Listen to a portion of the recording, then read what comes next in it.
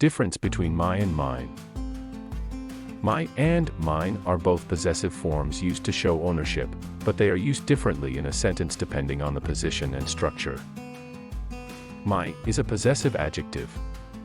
It comes before a noun and describes who something belongs to. For example, this is my phone. My book is on the table.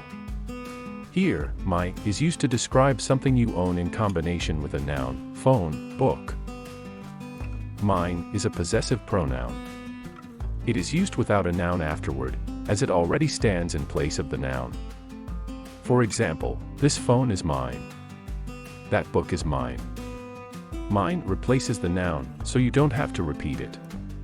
You wouldn't say, mine book, that's incorrect.